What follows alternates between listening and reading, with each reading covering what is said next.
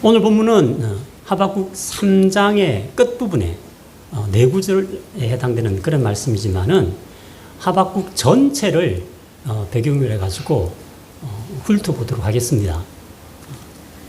그렇다고 시간이 많이 걸리지는 않으니까 긴장하지 마시고 집중하시면 우리 한번 큰 깨달음이 한번 좀 생각해 볼 수 있는 그러한 주제가 언급될 것입니다. 자, 먼저 1장에는 하박국이 활동하던 시대가 언급되고 있는데 유다에서 활동하던 선지자였습니다. 그 당시 하박국이 활동하던 유다는 오늘날 우리 사회와 같이 국제 정세가 아주 혼란스러웠고 그리고 사회 악이 만연했습니다.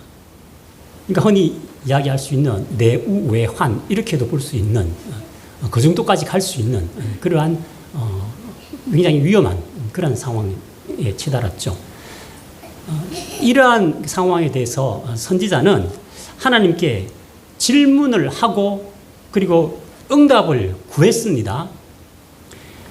거기에 대해 가지고 하나님이 응답이 있으셨겠죠. 성경에 이제 기록되는 거 보면 하나님이 응답을 하시는데 느닷없이 갈대아 사람을 일으켜 가지고 이 문제를 해결하겠다라고 말씀하십니다.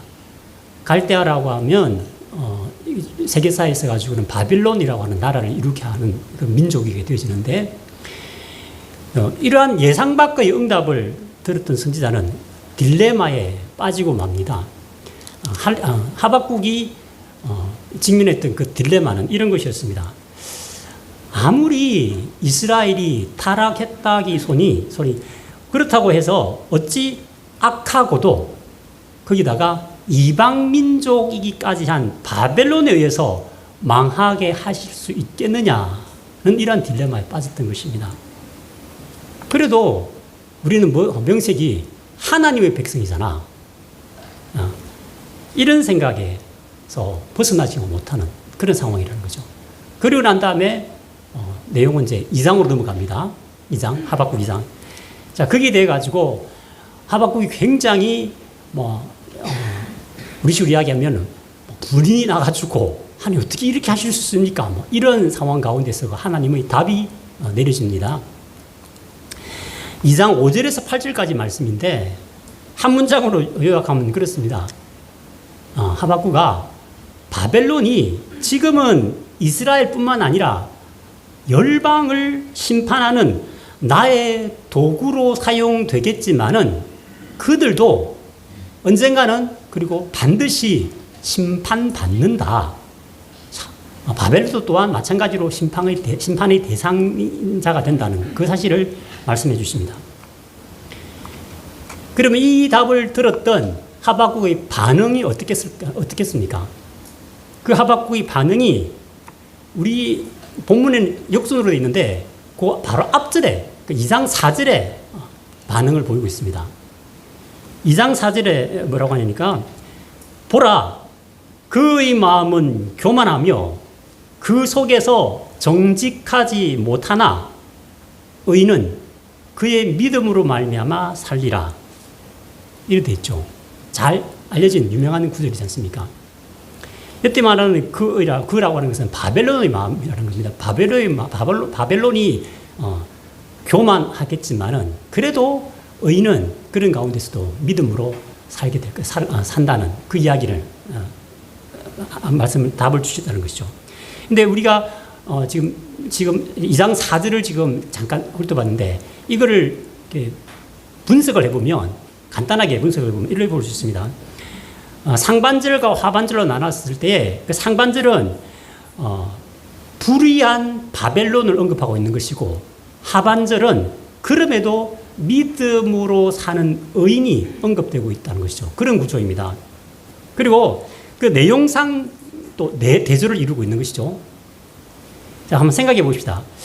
내용상으로는 대조를 이룬다고 하지만은 현실에서 불의한 세력이 주도하는 세상을 믿음으로 살아낸다는 것은 결코 만만치 않은 일이지 않습니까? 다들 경험하시지 않습니까? 그렇다면 이런 일이 어떻게 가능하겠냐 하는 것이죠. 만만치 않은 일인데 성경은 기록되어 있고 어떻게 가능한가? 하박국은 고민 끝에 답을 찾아냈던 거거든요.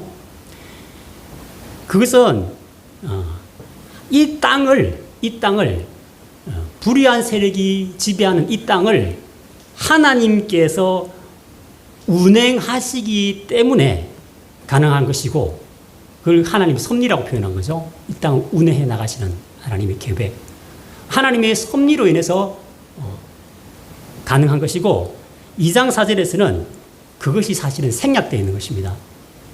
하나님의 섭리. 그럼 과연 생략되어 있는 하나님의 섭리는 무엇이겠는가? 이걸 우리가 한번 곧 살펴볼 것입니다. 그 전에 자주 불렀던 찬양이죠. 세상 흔들리고 사람들은 변해도 나는 주를 섬기겠다고 하는 그 믿음의 고백을 한번 찬양으로 한번 해보십시다.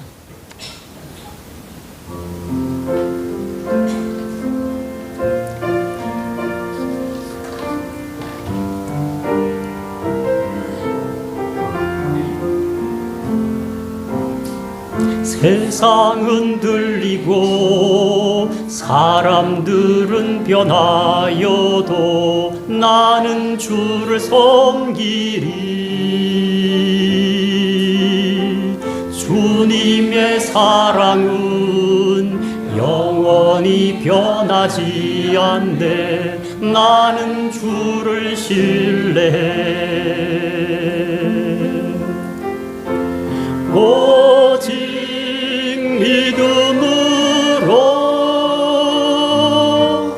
믿음으로 내가 살리라. 오직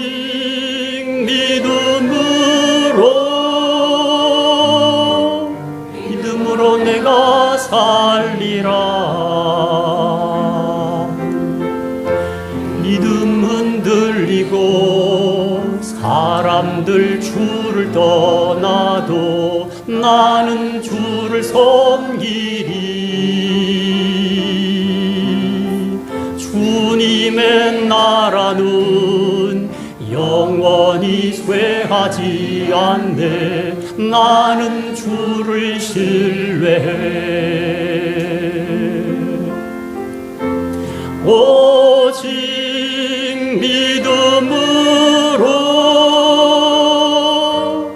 믿음으로 내가 살리라. 오직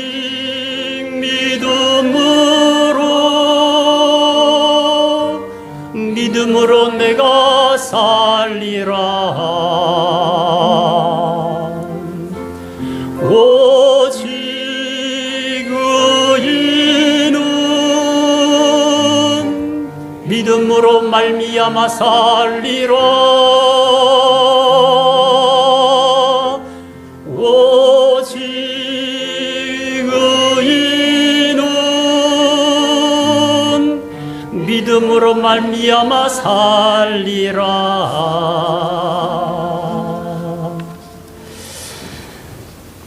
자, 그렇다면 좀 전에 하나님의 섭리가 숨겨져 있다고 그러는데, 그러면 그 하나님의 숨겨져 있는, 생략되어 있는, 본문에는 생략되어 있는 하나님의 섭리는 무엇이겠습니까? 하나님의 섭리는. 그걸 간단하게 말씀드리면, 장차 하나님께서 친히 자신의 백성을 대신해서 싸움으로 바벨론을 무너뜨리신다는 것입니다. 하나님이 친히 바벨론을 무너뜨리신다는 것이죠. 아무리 유대가 단합을 한다 할지라도 그때 당시 세계를 제패하고 있던, 군림하고 있던 바벨론을 상대할 수 없는 것이죠. 그 가운데 있어가지고 의인이 믿음으로 산다 하지만은 딜레마에 빠졌던 것이고, 근데 그에 대한 답이 뭐냐니까 하나님의 섭리인데, 그것은 하나님께서 직접 나서셔가지고 그 문제를 해결해 주시겠다는 것입니다. 자, 이 사실을 들은 선지자의 기분은 어떻겠습니까?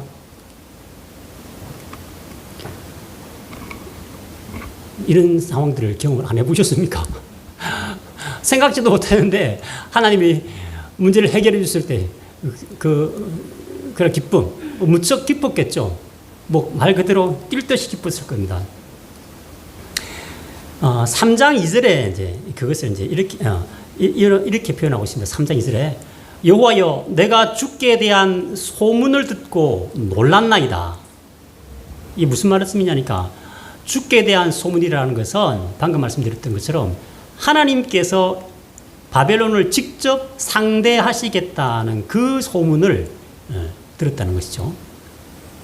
그리고 난 다음에 듣고서 놀랐다는 것은 기뻐서 놀랐다는 겁니다. 의미가 그런 말입니다, 지금. 자, 이 기뻤다고 하는데, 그럴 만도 한 것이 앞부분과는 완전히 대조를 이루고 있는 그런 상황인 겁니다. 한번 보십시다. 1장 13절에 그렇게 되어 있는데, 거짓이 난무하고 악인이 의인을 해하는데도 어찌 하나님께서는 가만히 계십니까? 라고 따졌던 하박국 아니겠습니까? 그 하나님께 호소하던 선지자를 한번 연상해 보자는 거죠. 그런데 천하무적인 바벨론을 하나님이 직접 상대해 주시겠다고 그러니까 얼마나 기뻤겠습니까?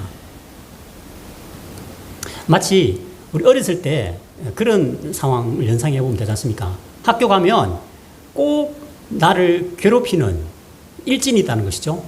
요즘 애들 말로 일진.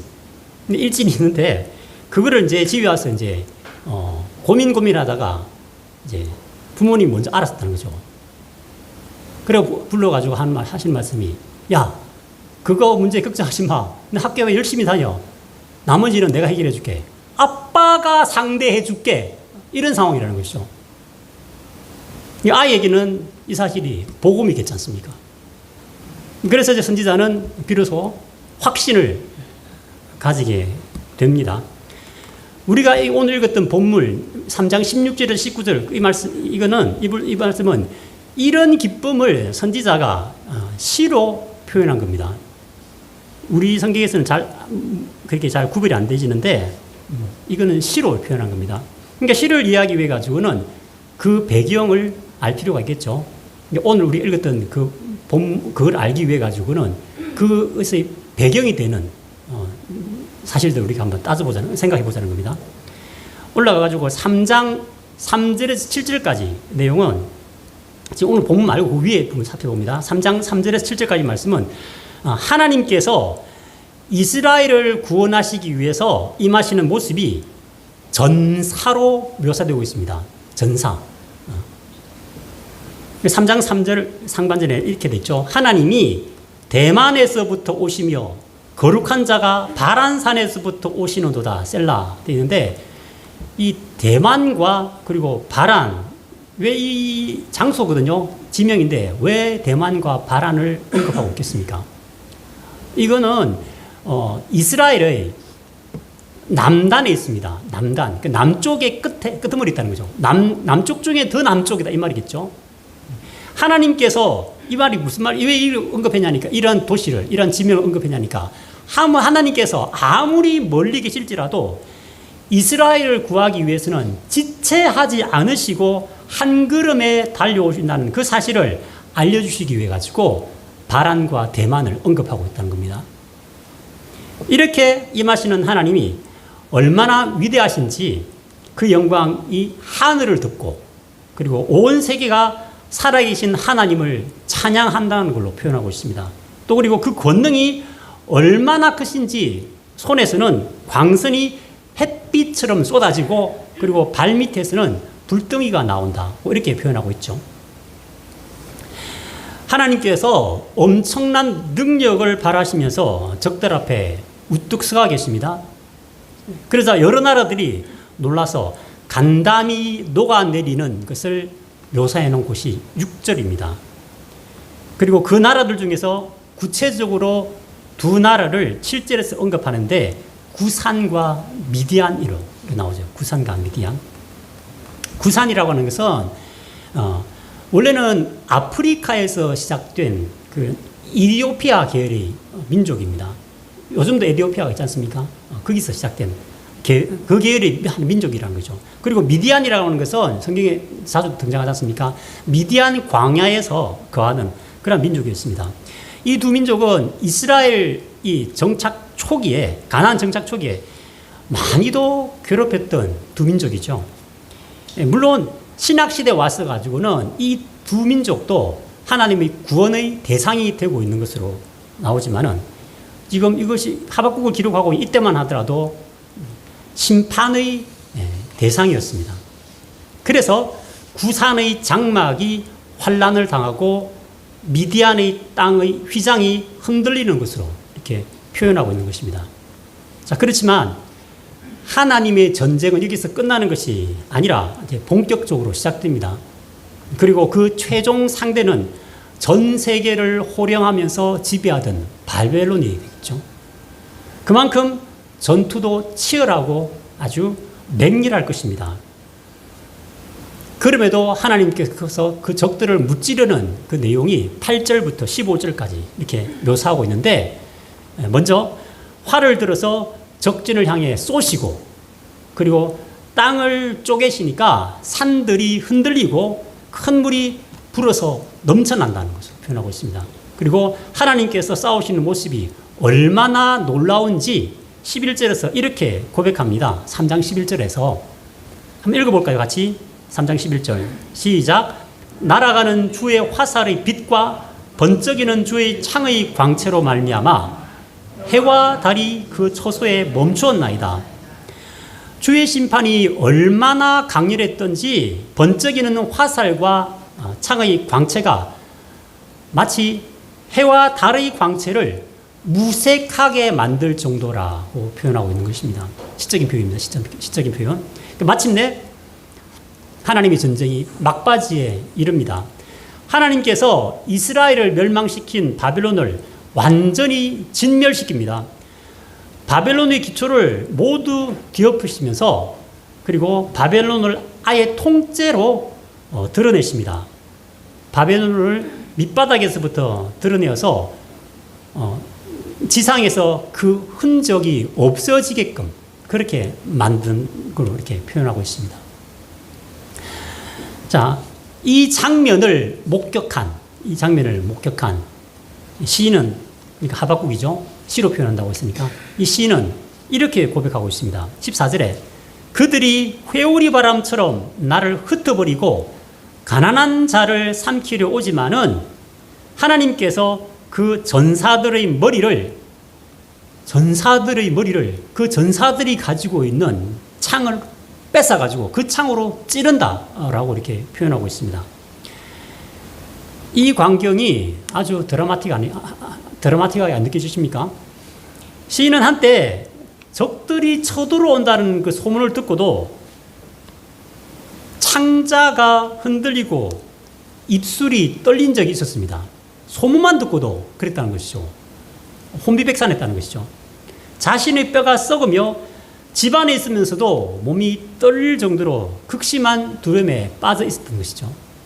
그런데 이제는 두려워하지 않는다는 것을 우리가 알 수 있지 않습니까? 두려움을 극복하고서 믿음으로 용기를 낼 수 있었기 때문인 겁니다. 우리가 지금까지 살펴봤던 것처럼. 그래서 이렇게 고백하고서 시를 시작할 수 있었던 것입니다.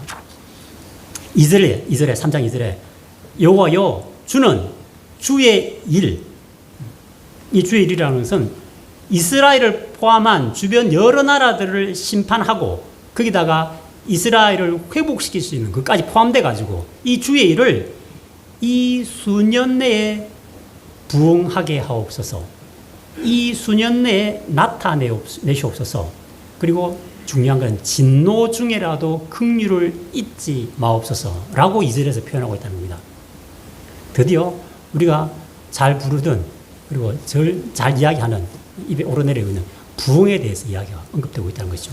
이 문구가 얼마나 많이 나오고 지금은 잘 모르겠습니다만은 교회 가면 양쪽 기둥에 주여 주는 주의 일을 이 수년 내에 부흥시켜 주옵소서 이렇게 해가지고 그것을 마치 교회 부흥하고 동일시키고 있는 그런 모습들을 보셨습니까?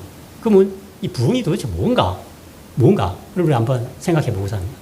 그 전에 찬양을 한번 부르고싶다. 이 찬양도 많이 부르셨죠? 부흥 찬양을 함께 찬양해 봅시다. 우리 마음을 담아가지고 이 땅의 황무함을 보소서.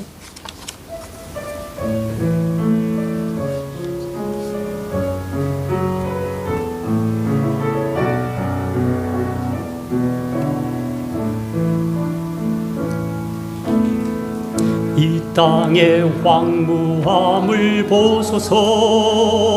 하늘의 하나님 긍휼을 베푸시는 주여, 우리의 죄악 용서하소서. 이 땅 고쳐주소서.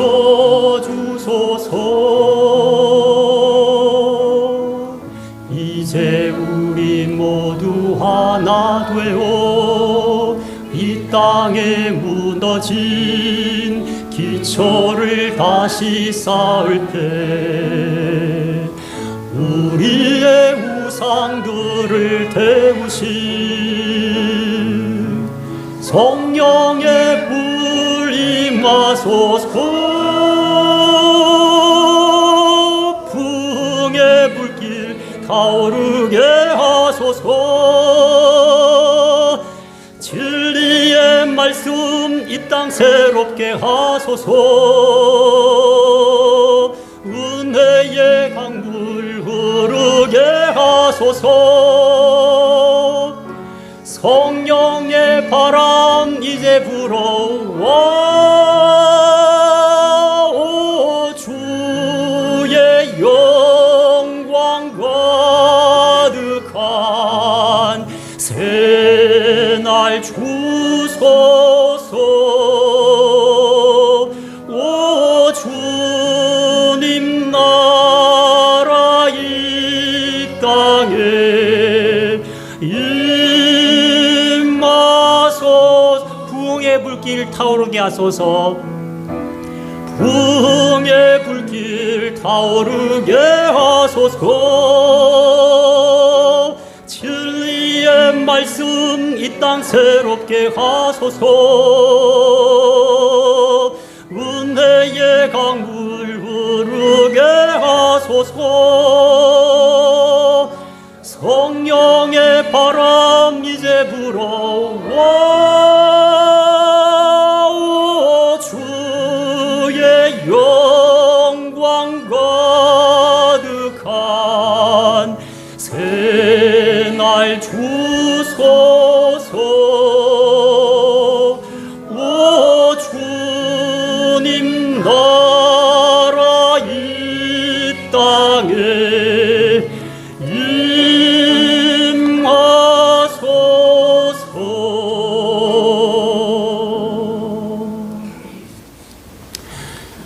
마지막 우리 살펴보고자 하는 것은 부흥. 우리가 불렀던 찬양인데 부흥이 무엇을, 그 부흥의 개념을 분명히 잡아야 된다는 거죠. 안 그래 보이면 우리가 엉뚱한데 시간을 쏟게 되지고 우리가 현혹될 수가 있습니다. 현혹이라는 표현이 좀 마땅한지 모르겠지만 목회자 입장에서는 그렇습니다. 그래 보입니다. 자, 부흥이라고 하는 건 정의를 이렇게 내릴 수가 있겠습니다. 죄에 대한 회개를 통한 신앙의 회복입니다. 죄에 대한 회개, 그를 통한 신앙의 회복이라는 것이죠. 부흥, 우리가 불렀던 찬양 가사에 나오지 않습니까? 우리의 우상들을 태우실 이 부분이 언급되고 있지 않습니까? 이런 부분에 있어가지고 회개할 필요가 있다는 것이죠. 하여튼 부흥의 개념은 분명히 잡고 넘어가십시다. 죄에 대한 회개를 통한 신앙의 회복이라는 겁니다. 자, 그렇게 따진다면 부흥은 1차적으로 교회 안에 있는 새로운 신자가 중심이 아닌 겁니다. 기존 신자를 대상으로 한다는 겁니다. 부흥이라는 것은. 무슨 말씀이냐니까 아까 이제 찬양 들으기 전에 그렇게 언급했죠. 교회 가면 기둥, 양쪽 기둥에다가 현수막을 걸어놓고 주여 주는 이 수년 내에 주의를 부흥케 하소서 이렇게 해가지고 추구하는 게 뭐였죠? 어떻게 하든지 간에 교회에 새로운 신자가 막 밀려 들어와가지고 수적으로 증가하고 교회가 상가교회가 뭐 자립해가지고 건물을 짓고 점점 더 커진 이런 쪽으로 부흥을 하고 있는데 개념을 그렇게 안 잡고 있지 않습니까 지금? 다시 한번 말씀드리지만 부흥이라고 하는 것은 죄에 대한 회개를 통한 신앙의 회복을 말하는 겁니다. 기존 신자가 근데 이거를 한번 생각해 보십시다. 우리가 합리적으로 기존 신자에서부터 시작된다고 말씀드렸는데 기존 신자가 신앙적으로 다시 살아나가지고 그의 삶이 변화되면 당연히 그 주변에 있는 비신자들이 영향을 받게 되겠지 않습니까? 그러면 그 결과적으로 그 주변에 있는 비신자들이 교회로 나올 수밖에 없다는 거, 나오게 된다는 것이죠. 그리고 더 나아가서는 교회는 성장하고 그 다음에 성장하고 세상은 변할 수밖에 없다는 겁니다. 이게 합리적인 이 추론 아닙니까? 하지만은 이러한 부흥은 우리 소관이 아니라는 것을 분명히 짚고 넘어갈 필요가 있겠습니다. 이러한 부흥은 이러한 부흥의 주권자가 하나님이라시는 걸 분명히 기억해야 되겠습니다. 그러니까 이 부흥은 하나님의 영역이지 인간의 노력이 첫째 조건이 아닌 거죠. 물론 인간의 노력을 사용하실 수 있다는 겁니다. 그죠? 그렇지만 아까 방금 전에 말씀드렸던 것처럼 주권이 하나님께 있기 때문에 인간의 노력을 사용하실 수도 있고 또 다른 방법을 사용하실 수도 있다는 것이죠. 그죠? 우리는 그거에 대해 가지고 논할 영역이 아니라는 것이죠. 분명한 것은 부흥이 일어나기 전에는 교회의 상태는 죽음의 상태라는 것이죠. 무슨 말씀이냐니까 세상에 휩쓸려 가지고 아무런 몸부림도 치지 못할 정도로 무기력한 상태라는 겁니다. 자, 이렇게 이스라엘의 심판뿐만 아니라 바벨론의 심판까지도 염두에 두고 계신 하나님의 계획을 깨달은 하박국은 사실상 이렇게 구하고 있습니다. 불의가 만연한 이스라엘이 마치 그러니까 지금 말씀드리고자 하는 것은 주여 주는 주의 일을 이 수년 내에 부흥시키소서라고 하는 그 하박국 선지자의 그 고백 이면을 지금 말씀드리려고 생각하는 겁니다. 지금 불의가 만연한 이스라엘이 마치 죽음을 방불할 정도로 무기력해가지고 하나님의 징계가 기정사실이라면 차라리 어서 빨리 징계하시고 옛날처럼 다시 회복시켜주세요. 이게라는 겁니다. 언제 일어나게 해달라고요? 이 수년 내라고 했으니 결과적으로 자기 시대라는 거예요. 자기 시대. 그러면서도 아니 이렇게 되지면 어찌 보면 참 간 크다 볼 수 있겠는데 그러면서도 빠뜨리지 않는가. 뒤에 나오는 말씀이죠. 하나님 긍휼을 잊지 말아주세요. 하나님 긍휼을 잊지 말아주세요. 이게 바로 기성세대의 태도가 아닌가 생각되어집니다. 자신의 세대가 지금 교회 다음 세대가 없지 않습니까? 그 김은호 목사님 나가시면서 그런 말씀하시더라고요. 한국교회가 머지않아 선교사가 다시 파송되어져야 될, 선교사가 다시 선교하러 들어와야 될 그런 교회 될 것 같다. 이런 말씀하시는데 자신의 세대가 신앙적으로 기성세대가 신앙적으로 무기력해가지고 하나님의 징계를 받을 지경이라면 애써 외면하지 않고 받자는 겁니다. 받고 대신에 하나님의 긍휼을 구하는 태도를 가져가는 것이 바람직하지 않겠나 하는 것이죠. 물론 이 본문이 이제 성경 읽기 하는 가운데 있어가지고 나왔던 본문이지만은 얼마 전에 이제 주일 점심 식사 때 어떤 집사님으로부터 들었던 이야기입니다. 혹시나 오해하지 마시기 바랍니다.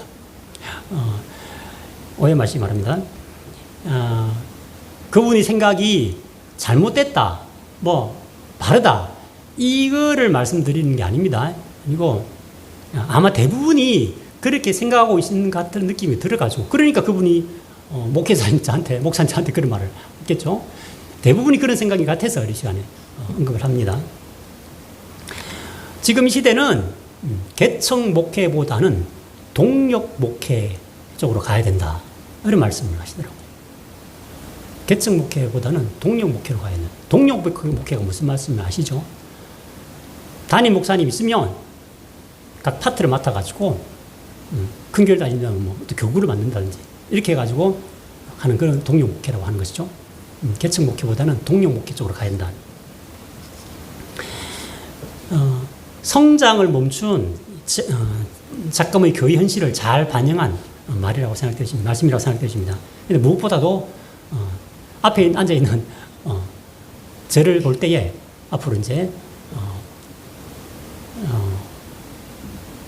담임 목회를 염두에 둘 것 같은, 염두에 두었을 것 같은 그런 생각을 하니까 저를 위해 가지고, 저를 걱정해 줘 가지고, 저를 염려해 가지고 하셨던 말씀이라고 알겠더라고요. 그런데 그 말이 그분이 혼자서 했던 말씀이어도 다시 한번 생각해 볼 문제고, 만약에 다른 어떤 목회자를 통해서 들었던 말씀을 이렇게 전하는 거라면 더 심각하다는 것이죠. 왜 그렇겠습니까? 이거는, 이 문제는 사실은 교회의 정체성을 흔들어 놓는 그런 말이 되는 것입니다. 다르게 이야기하면, 그렇다면 교회가 왜 존재하는 거? 이런 물음으로까지 갈 수밖에 없다는 것이죠. 한번 생각해 봅시다. 교회가 그러면 성장이 왜 멈췄겠느냐, 이 말이죠. 여러 가지가 있겠지만은, 분명한 이유는 세속화라고 생각되어집니다. 세속화. 현실에 안주하려고 하고, 그러다 보니까 세상과 타협하는 그러한 모습들을 많이 보여왔다는 것이죠. 이게 이제 우리의 우상이 되는 겁니다. 우리 찬양했던 것처럼 우리의 우상을 태우실 성령의 불 임하소서.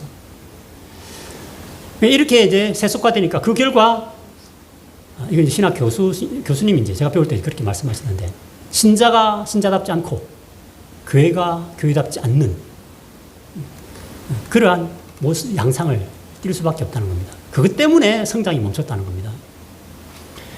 교회가 무기력하다는 증거겠죠. 신앙적으로 부흥이 일어나야 이것이 해소되어집니다.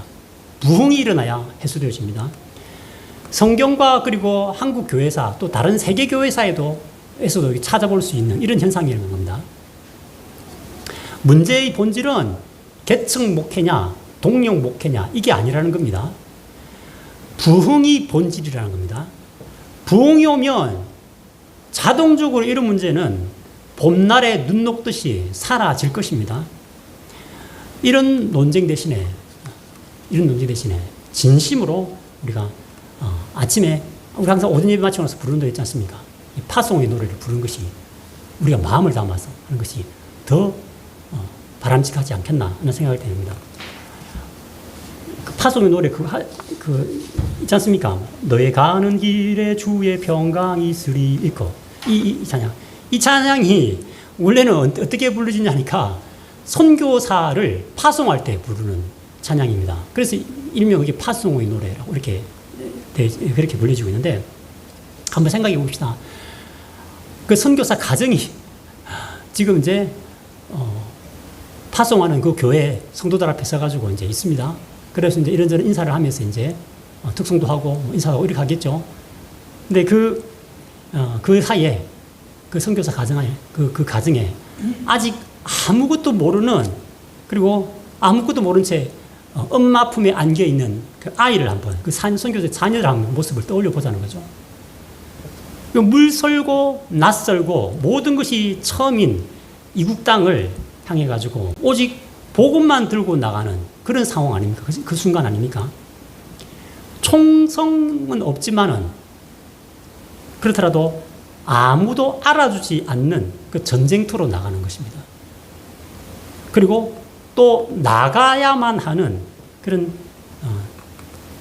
상황이라는 거죠. 이런 지체에 향해 가지고 이런 마음을 담아 가지고 부르던 노래가 파송의 노래라는 것이죠. 그런데 이 자리에 앉은 분들이 선교사로 자원하실 분 없을 거 아니지 않습니까? 그런데 영적 전쟁터가 이렇게 외국만은 아니라는 겁니다. 불신자들과 더불어 사는 교회 밖이 모두가 여기에 해당됩니다. 그런 점에서 지금 함께 예배드리고 있는 이 자리에서 함께 예배드리고 있는 우리 모두가 사실은 선교사라는 겁니다. 이런 마음을 담아가지고 우리 함께 파송의 노래를 부르면서 마치겠습니다.